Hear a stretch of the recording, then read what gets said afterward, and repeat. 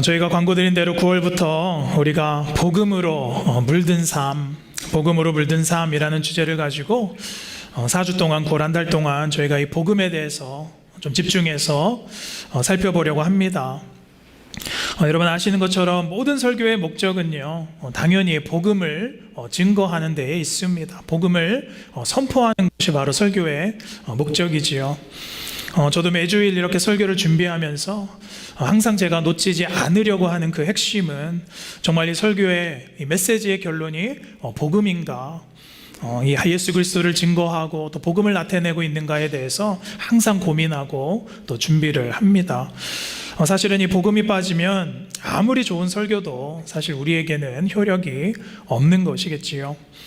그럼에도 불구하고 특별히 우리가 한 달 동안 정말로 내가 가지고 있는 이 복음이 나에게 어떤 의미이고 또 내 삶에 어떤 능력이 있고 또 어떠한 효력이 있고 또 내가 알고 있는 이 복음에 대해서 좀 오해하고 있지는 않은지, 또 하나님께서 예수 그리스도를 통하여서 우리에게 주신 이 구원의 참된 복음의 의미가 무엇인가에 대해서 우리가 한 달 동안 좀 차근차근 살펴보려고 합니다. 그래서 오늘 첫 번째 이 시작의 주제는요, 다시 복음으로라고 제가 한번 정해보았습니다. Back to the Gospel 이라는 말씀의 제목으로 9월의 첫 주 말씀 증거하도록 하겠습니다.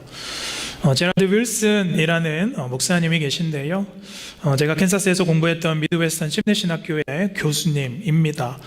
이분이 쓰신 책 중에 거짓 복음이라는 책이 있습니다. The Gospel According to Satan이라는 책입니다. 그러니까 사단이 현대 그리스도인들에게 미혹하며 말하는 이 거짓 복음에 대해서 이야기를 하고 있는 책인데요, 이 책에 보시면 그리스도인들에게 사단이 현대 그리스도인들에게 공격하고 또 말하고 있는 거짓 복음을 한 8가지 정도로 이분께서 추려 봅니다.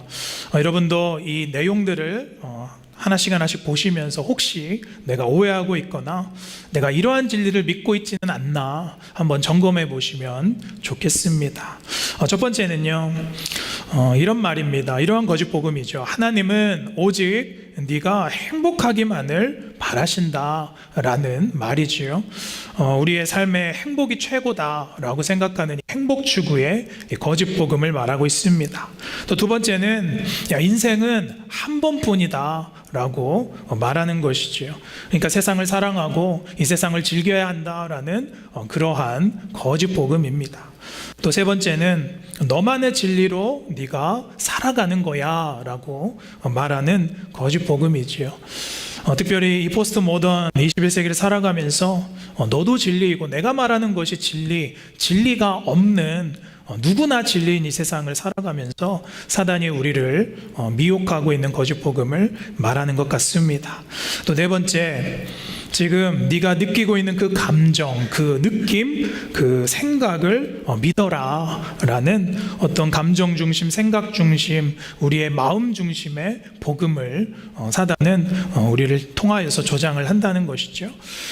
다섯 번째는요, 너의 인생은 네가 만들어가는 것이다 라는 거짓 복음입니다. 그러니까 내 인생의 주체는 내가 되어야 한다라는 거겠죠. 여섯 번째로 다 포기하고 다 필요 없고 하나님께서 그냥 하시게 하자. 이 말은 얼핏 보면 맞는 말 같지만 사실은 우리 인생에 있어서 우리의 책임을 회피하는 그러한 거짓 복음입니다. 또 일곱 번째, 십자가는 사랑 아니냐, 하나님의 진노와 복음은 상관이 없다. 하나님의 심판, 또 우리에게 있을 그 진노를 피하게 만드는, 회피하게 만드는 그러한 복음이 바로 거짓 복음이라는 것이죠. 마지막 여덟 번째, 우리가 많이 들어본 말이죠. 하늘은 스스로 돕는 자를 도우신다라는 거짓 복음입니다. 어떤 인간의 공로와 인간의 노력과 인간의 의를 중시하는 거짓 복음을 말하고 있는 것이죠. 여러분 어떻습니까? 이렇게 얼핏 보시면 사실 세 가지, 네 가지 정도는 그냥 우리가 보기에도 그래 이건 거짓 복음이다 라고 확실하게 눈에 보입니다. 그런데 또 몇 가지의 말들은 또 이렇게 곰곰이 생각해 봐야 왜 이 말이 거짓 복음인지 우리가 알 수 있는 것 같습니다. 그만큼 우리가 믿는 자이기도 하지만은 때로는 희석된 복음, 또 명확하지 않은 복음을 우리가 가지고 믿을 수도 있다는 거겠죠. 그러나 사랑하는 여러분, 이 하나님의 복음은 복잡하지 않은 것인 줄로 믿습니다. 복음은 시대가 아무리 변해도요, 세상의 진리와 섞이지 않는다는 것이죠. 하나님께서 주신 이 말씀과 이 예수 그리스도의 구원과 이 예수 그리스도의 복음은요, 아주 명료하고 아주 단순한 것입니다. 세상이 아무리 변해도 변하지 않는 것은 하나님의 복음인 것입니다. 현대교회 성도들의 문제는 복음을 못 들어서가 아니죠. 우리가 이 명확하고 완전한 진리, 명확한 복음을 가지고 있는데도 내가 원하는 방식으로 그 복음을 소화하는 것입니다. 그래서 현대교회 성도는 사복음서가 아니라 오복음서를 가지고 있다라고 말을 합니다. 신약 성경의 사복음서 무엇입니까? 마태복음, 마가복음, 누가복음, 요한복음. 그러나 현대인은 내가복음, 이 5가지의 복음서를 가지고 있다고 합니다. 사랑하는 여러분, 저는 이 9월달 한 달 동안 내가 가지고 있는 이 내가복음을 깨트리는 시간을 가지려고 합니다. 여러분, 오늘 본문으로 함께 돌아가 보시면요, 바울은 지금 그토록 원하던 로마로 향해서 항해를 하고 있습니다. 여러분, 바울은 누구보다도 사실 로마에 가고 싶었던 사람이었지요. 이유는 무엇이었습니까? 당연히 복음 때문입니다. 로마서 15장 22절 이렇게 보니까요, 그 바울의 로마를 가고팠던 그 간절한 마음을 바울은 표현을 하고 있지요. 또 우리가 아는 것처럼 사도행전 16장 7절로 넘어가 보시면 바울이 가고자 했지만 로마의 길이 막혔었고 또 성령께서 또 막으셨습니다. 그리고 이제 드디어 27장 사도행전에 넘어오시면 바울이 이제 로마로 가게 됩니다. 근데 바울은 그냥 룰루랄라 여행으로 지금 로마를 가는 것이 아니라 어떻게 가죠? 죄수의 신분으로 압송되고 있는 것입니다. 사도행전 27장 1절에서요, 사도행전 28장 6절까지 이렇게 보시면 이제 바울이 배를 타고 로마로 가는 그 항해의 여정이 기록이 되어 있지요. 그래서 오늘 본문은 이미 예루살렘에서부터 바울이 로마로 출발을 했고요, 지금 며칠 동안 항해를 하고 있는 그 과정 가운데 있는 본문입니다. 그래서 그 배가 광풍을 만나고 또 폭풍을 만나고 지금 사투하고 있는 그 중간의 여정이 오늘 우리가 읽은 27장 중간의 본문입니다. 18절 19절 이렇게 함께 보니까요, 27장 풍랑 때문에 배에 있는 짐과 물건을 지금 사람들이 다 버린 상태입니다. 쉽지 않은 상황인 것 같아요. 여러분, 당시 바울이 탔었던 로마로 가는 배는 다른 죄수들도 있었어요. 바울뿐만이 아니라 여러 죄수들도 있었고요, 또 그 죄수를 운반하는 군인들도 있었고요, 또 돈을 벌러 가는 상인들도 그 배에 타 있었고요, 또 여러 가지 집으로 돌아가는 사람, 로마의 여러 가지 볼일을 보러 가는 사람, 그러한 사람들이 통틀어서 37절에 보니까 276명이 타고 있었다라고 기록을 하고 있습니다. 그러니까 배에 타고 있는 그 수백 명의 사람들은 저마다 로마에 가는 목적이 다 각각 있었다는 것이죠. 명확한 목적이 있었다는 겁니다. 여러분, 바울을 우리가 겉으로 보기에는 로마에 가는 이유는 무엇입니까? 재판받으러 가는 죄수의 신분입니다. 그러나 우리 하나님께서 보실 때는 바울이 로마에 가는 이유는 무엇이었죠? 바로 복음 때문이었습니다. 그러니까 복음을 전할 수 있는 기회와 복음의 확장 때문에 바울은 목숨을 걸고 지금 로마로 향하고 있었다는 것이죠. 여러분, 저는 오늘 말씀의 제목을요, 다시 복음으로 Back to the Gospel이라고 제가 한번 정해봤습니다. 제가 말씀을 이렇게 준비하는데, 이 바울이 로마를 향해서 복음 때문에 가면서 풍랑을 맞서고 또 로마로 가는 그 어려웠던 항해가 생각이 났습니다. 그러면서 내가 이 말씀을 가지고 깊이 묵상한 것이 있는데요, 그것은 우리 모두가, 저와 여러분, 우리의 성도 모두가 이 땅에 어딘가를 향해서 지금 항해를 하고 있다는 것입니다. 항해를 하면서 우리 인생 가운데 광풍도 만나고요, 또 우리가 폭풍우도 만나고요, 또 어려움도 만나고 암초에도 걸리고, 우리가 이 인생이라는 배를 탄 명확한 목적이 저마다 다 있다는 것이겠지요. 근데 여러분, 27장 1절부터 사도행전을 쭉 읽어보시면 그 배에 타고 있던 수백 명의 사람들은요, 지금 불안에 떨고 있습니다. 그러나 바울의 모습을 우리가 읽어보면 어떻습니까? 그 바울은 엄청난 풍랑 앞에 지금 무덤덤합니다. 그냥 아무런 요동함이 없어요. 묵묵히 견뎌내고 있어요. 오히려 21절 우리 함께 본문 돌아가 보시면 이렇게 나와 있죠. 당신들이 내 말을 들었더라면 이 배에 타격이 적었을 것이다. 나는 이미 이러한 상황을 예상하고 알고 있었다라는 듯이 말하고 있습니다. 그리고 오늘 우리가 함께 읽은 본문 22절로 돌아가 보시면 내가 너희를 권하노니 이제는 너희가 안심하라. 23절에 하나님께서 말씀하셨다. 24절에 이 항해가 완전할 것이다, 안전할 것이다 라고 그 메시지를 전하고 있지요.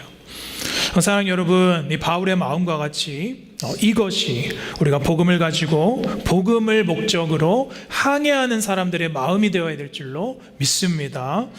복음을 심장에 품은 사람은요, 우리가 안심할 수 있다는 것이죠. 그 목적지를 왜냐하면 하나님께서 인도하시기 때문인 것입니다. 사랑하는 여러분, 우리가 우리의 인생의 항해를 다시 이 복음으로 이 시간 맞추시기를 간절히 축원합니다. 그래서 우리가 복음으로 다시 돌아가야 된다는 것이지요. 첫 번째로 우리가 이러한 관점에서 우리가 다시 복음으로 돌아가야 하는 이유, 첫 번째 우리 같이 함께 읽겠습니다. 시작. 흔들리지만 복음 안에 우리는 안전합니다. 아멘. 우리의 인생의 여정과 항해에서 우리가 항상 흔들릴 수 있겠지만은 복음 안에 있으면 우리는 어때요? 안전하다라는 것이겠지요. 22절 말씀 우리 함께 보면요, 바울이 뭐라고 말합니까?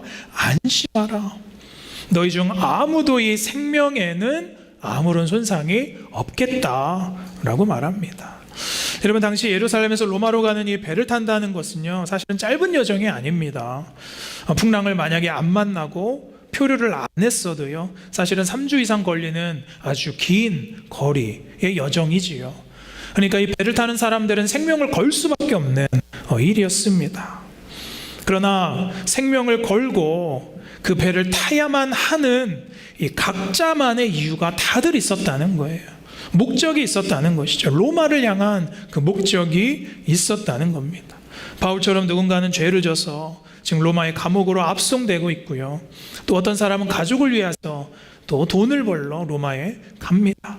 누군가는 로마가 집이니까 가야만 하는 것입니다. 그러나 바울이 걸었던 생명은 무엇이었습니까? 그것은 십자가의 복음이었다라는 것이죠. 바울이 그토록 가고 싶었던 로마, 그 로마를 바라볼 때마다 가슴 한가운데에서 뜨거워지는 것은 무엇이었습니까? 그것은 바로 복음이었다는 것이죠. 그래서 바울에게 생명은 복음이었다는 겁니다. 이 생명으로 복음을 가진 바울에게는요, 여러분, 확신이 있었다는 거예요. 내가 예수 안에 있는 이 복음을 가진 이상 이 항해는 하나님 안에 안전할 것이다. 할렐루야. 나의 생명에는 지장이 없을 것이다. 아니, 생명이 지장이 있어도 나는 이 생명이 로마에 가기 위해 복음을 전하기 위해서라면 조금 더 아깝지 않다라고 생각을 했다는 것이겠죠. 그러나 22절에 보시면 두려워하고 떠는 그 뱃사람들에게 오히려 자신을 호송하는 군인들에게 안심을 주고 있죠. 여러분, 그 배에는요, 오히려 바울보다 더 많은 항해를 경험한 사람들도 있었을 거예요. 하지만 바울은요, 하나님과 친밀한 그 복음을 소유했었기에 풍랑 속에서 안심할 수 있었다는 것이겠죠. 여러분, 하나님과 친밀한 복음을 가진 사람들은요, 이렇게 여러분의 삶 가운데 안심할 수 있는 줄로 믿습니다. 쉽게 흔들리지 않는다는 거예요. 사랑하는 여러분, 우리가 다시 한번 복음으로 돌아가야 하는 이유는요, 세상에서는 우리의 안전이 없기 때문이지요.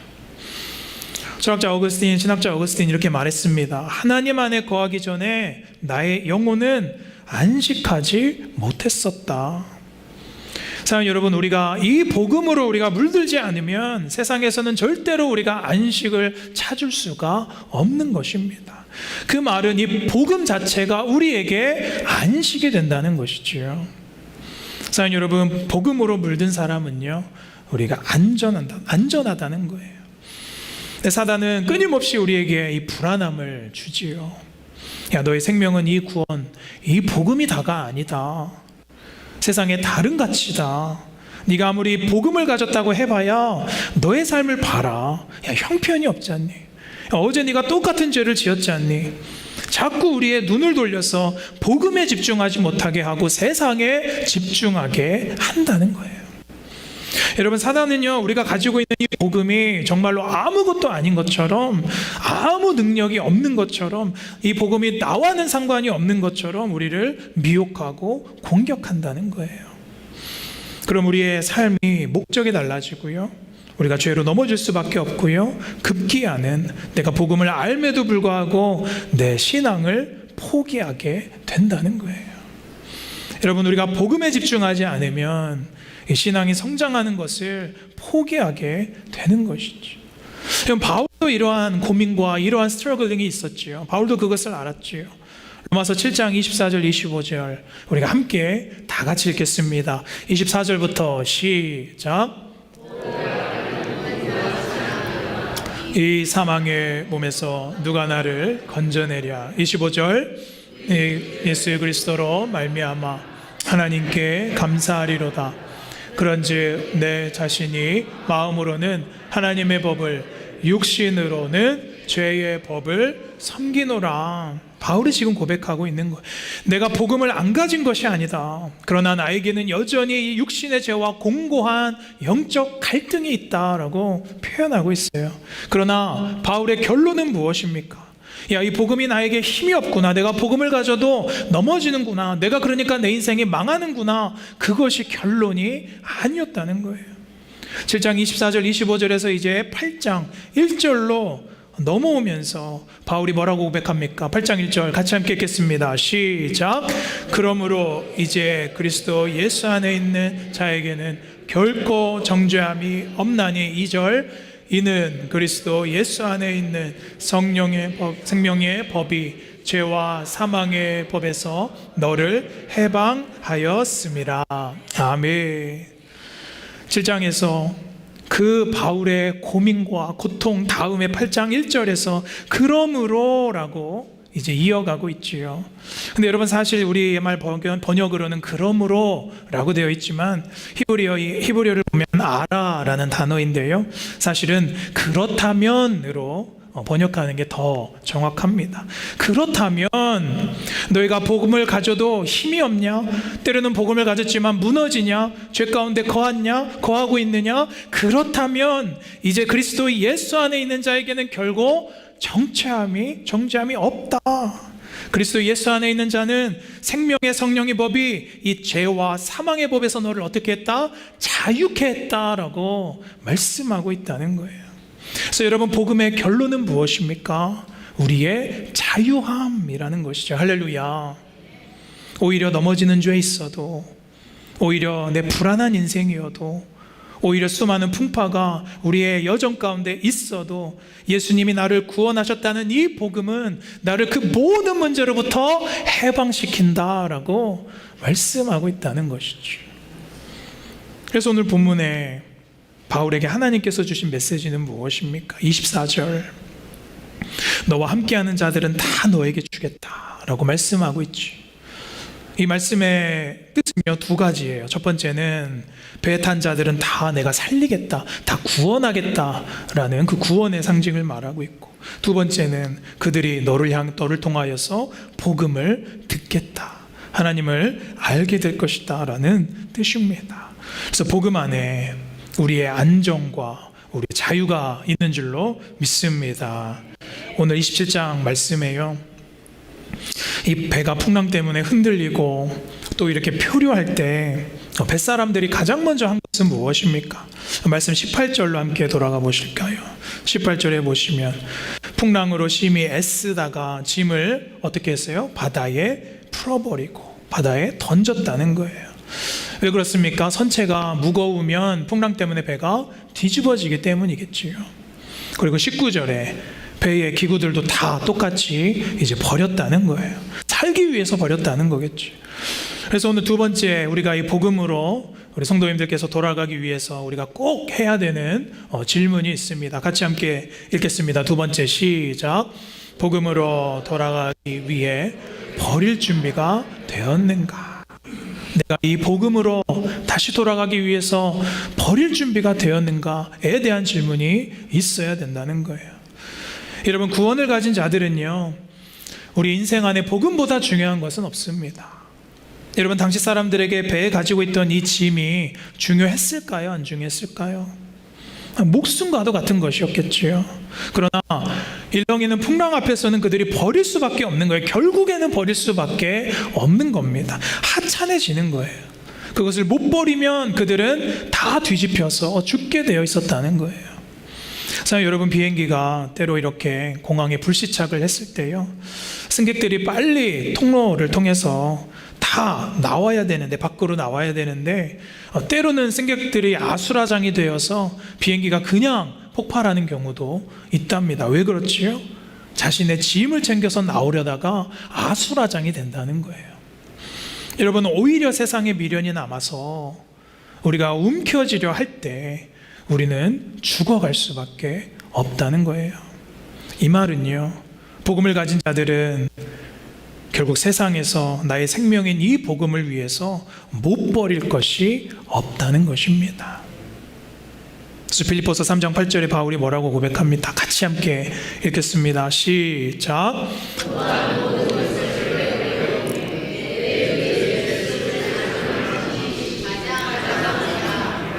내가 그를 위하여 모든 것을 버리고 배설물로 여김은 그리스도를 얻고 라고 되어 있지요. 자, 보세요, 여러분. 복음은 상실과 이 획득의 역설을 말하고 있어요. 내가 복음보다 더 중요하게 여기는 것을 어떻게 할 때? 버릴 때 우리는 그리스도를 반대로 어떻게 되죠? 얻게 된다라는 것이죠. 여러분, 바울이 두려워하지 않았던 것은요, 복음을 위해서 내 것을 버리는 것을 두려워하지 않았어요.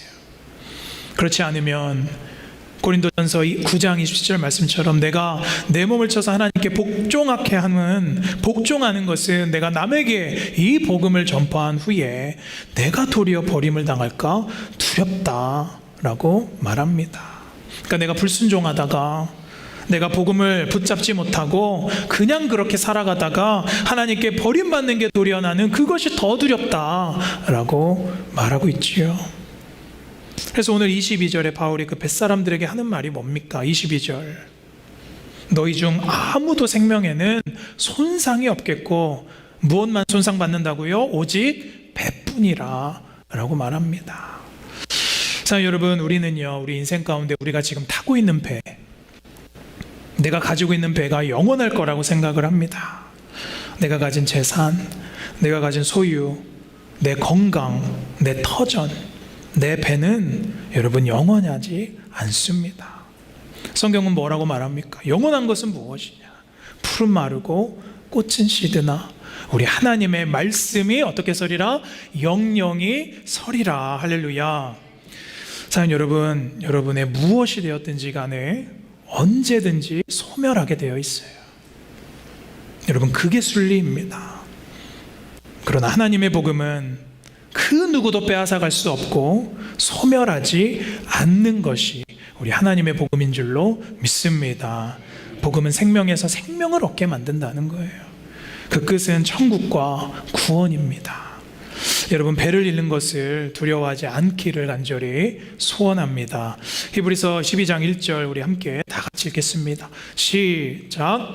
이러므로 우리에게 구름같이 둘러싼 허다한 증인들이 있으니 모든 무거운 것과 얽매이기 쉬운 죄를 벗어버리고 인내로서 우리 앞에 당한 경주를 하며 이 장을 믿음의 주여 온전케 하신 이인 예수를 바라보자. 아멘.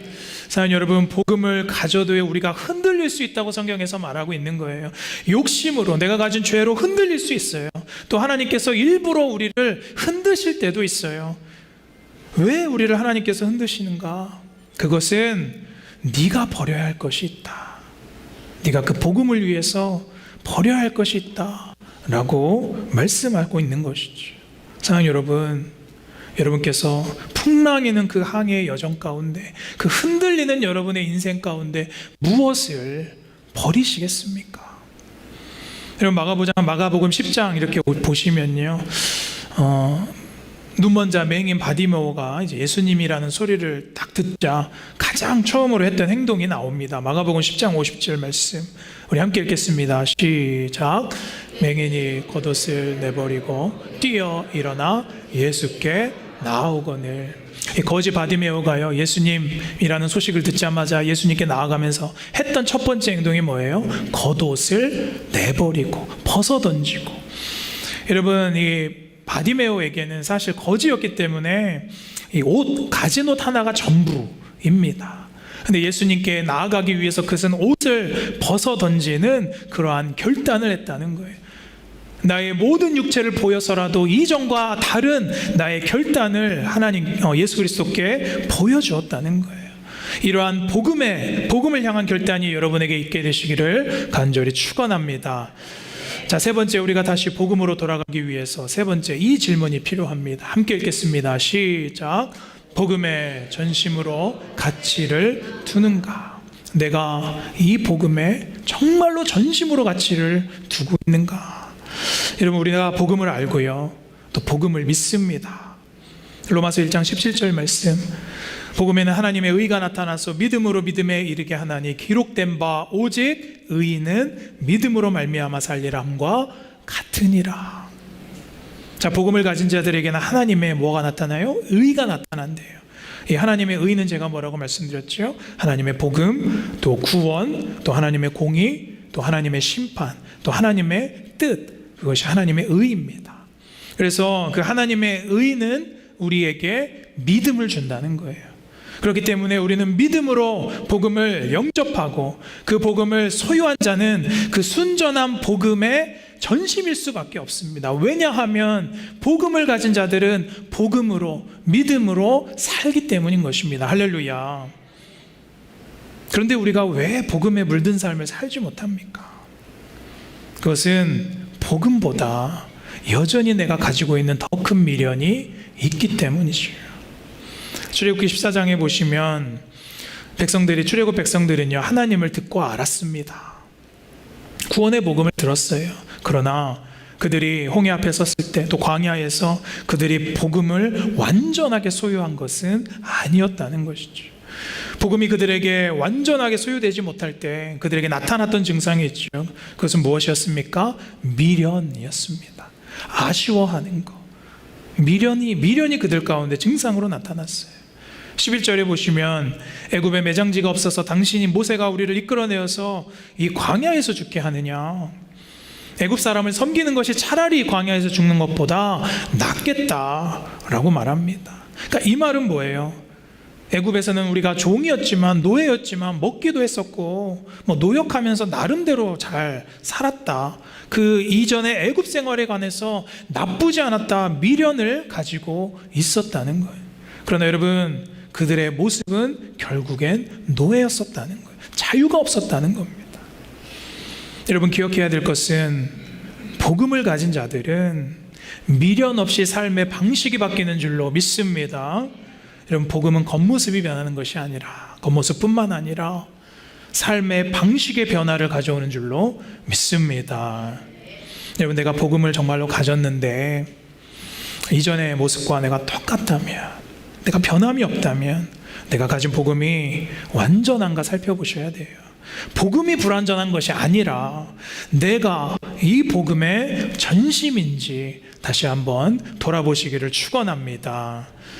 우리가 복음에 물들지 못하는 것은, 복음의 전심이지 못하는 이유는 두려움 때문일 수도 있다는 것이죠. 정말 이 복음이면 내가 충분할까? 내가 이 복음으로만 살 수 있을까? 우리에게 두려움을 준다는 것이죠. 제가 20대 때 이렇게 돌아보면, 참신학교 다닐 때요, 한국에서 20대 때, 지금 생각해보면 제가 정말로 날것의 복음을 참 소망하면서 가졌던 것 같아요. 여름이 되면 막 국내로 팀들과 전도여행 다니고, 또 겨울이 되면 해외로 또 선교여행, 전도여행 다니고요. 또 예배를 드릴 때마다 막 제 눈에서 눈물이 마를 날이 없었습니다. 근데 지금은 예배하면서 눈물이 이렇게 날 때 내가 왜 이러지? 라는 생각이 먼저 듭니다. 그래서 20대에는 하나님 저를 사용하여 주옵소서, 제가 세계를 어디라도 가겠습니다. 그래서 막 아프간도 가고 파키스탄도 가고 막 인도도 가고 뭐 말레이시아도 가고 기회만 되면 제가 선교를 막 다녔었어요. 그런데 지금은 나름 나이가 드니까 나름 핑계가 많아졌습니다. 하나님께서 이제는 저를 어디로 보낼까 봐 저는 걱정할 때도 있어요. 두려워서 떨 때가 있는 거예요. 그럼 우리가 왜 이 복음에 대한 열정과 이 순수함을 잃었는가? 가만히 생각해 보면요, 저는 우리의 믿음에 세상에 대한 두려움이 많이 들어온 것 같아요. 사랑하는 여러분, 여러분은 어떠십니까? 여러분은 왜 복음에 충성하지 못합니까? 우리가 왜 십자가 예수 그리스도의 복음으로 만족하지 못하고 왜 우리가 복음으로 살지 못합니까? 오늘 말씀 24절에 바울아 두려워하지 말고 네가 가이사 앞에 서야 하겠고 또 하나님께서 너와 함께하는 자를 다 내게 주셨다. 안심해라. 내게 말씀하신 그 말씀이 그대로 이루어질 것이다 라고 바울은 그 하나님을 믿는다라고 고백하고 그 복음을 향한 여정에 동참하고 있는 거예요. 그리고 25절 우리 함께 읽겠습니다. 시작. 그런즉 우리가 시작.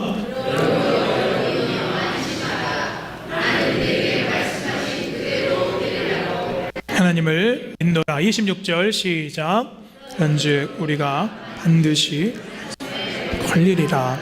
아멘. 이 말씀은요, 이 배가, 지금 우리가 떠다니는 이 배가 하나님께서 인도하시는 그 한 섬에 반드시 걸리게 되겠다라고 말합니다. 여러분, 복음의 전심인 사람은요, 하나님께서 예비하신 그 땅에 정박하게 되는 줄로 믿습니다. 그것이 우리의 최종적인 구원이겠지요. 사랑하는 여러분, 요즘 내 인생에 정말로 풍랑에 떠다니는 것 같은 분 계십니까? 그러면 내가 무엇을 지금 목적으로 살고 있는지 돌아보시기를 원해요. 그러나 복음이 정말 내 인생의 목적이면 우리는 반드시 로마에 도착하게 되는 것이죠. 여러분, 저는 이제 9월 동안 이제 복음에 대해서 다시 한번 깊이 묵상하면서요, 제가 기도하면서 말씀을 준비하고 나누려고 하는데, 특별히 우리 성도님들 중에 정말 요즘 마음이 흔들리고 있고 정말 이 바울이 탔던 배와 같은 상황 가운데 있는 분들, 또 이전에는 내가 믿음과 신앙과 이 복음을 향한 열정이 있었는데 이제 식어버린 분들, 또 삶의 복음의 능력과 열매가 혹시 마른 분들, 바라기는 다시 복음을 가지고 복음에 물든 삶을 살아가시기를 간절히 축원합니다. 그래서 제가 남은 3주의 말씀의 제목을 이렇게 정했습니다. 오늘 다시 복음으로 돌아가는 것과 또 다음 주에 예수 그리스도 그 복음의 시작에 대해서 나누려고 하고요. 또 세 번째 주에는 복음의 능력에 대해서 나누려고 합니다. 또 마지막 주에는 복음의, 그렇다면 우리의 삶 가운데 어떻게 확장되는가에 대해서 나누려고 합니다. 사랑하는 여러분, 말씀을 정리하겠습니다. 목사님, 제가 신앙생활 몇 년을 했는데 제가 복음을 모르겠습니까? 라고 저에게 되물으시는 분들도 분명히 있을 겁니다. 그러나 사랑하는 여러분, 저는 여러분이 복음을 모른다고 생각하지는 않습니다. 오히려 복음을 너무나 잘 알아서 그 복음으로 돌아가기를 꺼려하는 분들이 저는 많다라고 생각을 합니다. 그러나 성도는요, 그 복음의 물이 절대로 빠질 수 없는 것이죠. 여러분, 세상에 교회는 많지만 복음을 말하는 교회는 점차 적어지고 있습니다. 여러분, 성도의 교제와 만남은 있지만 복음의 교제가 없는 교회가 많습니다. 세상에 자랑은 많지만 복음에 대한 자랑이 점점 줄어들고 있고요. 내가 복음의 열매가 없는 것을 부끄러워해야 하는데 오히려 복음을 자랑하는 것을 부끄러워하는 성도가 많습니다. 왜냐하면 복음은 원래 불편한 것이기 때문이지. 이런 말이 있습니다. 복음은 격려가 필요한 자들에게 위로와 평안을 주지만 거짓 평화에 도취된 자들에게는 괴로움을 줄 것이다. 여러분, 복음에는 항상 예수를 녹아 있습니다. 중간지대가 없고요. 저는 어쩌면 3주 동안, 앞으로 3주 동안 여러분께서 듣기가 좀 거북하고 또 때로는 좀 괴롭고 또 불편한 그런 메시지를 전하게 될지도 모르겠습니다. 그러나 저는 여러분의 목회자로서 그냥 달고 편안하기만 한 그러나 메시지를 전하는 것보다 사람을 살리는 쓴 복음의 메시지를 전하길 간절히 소망합니다. 그래서 이번 한 달 동안 다시 한번 복음으로 돌아가시는 저 여러분들 되시기를 주님의 이름으로 간절히 축원합니다.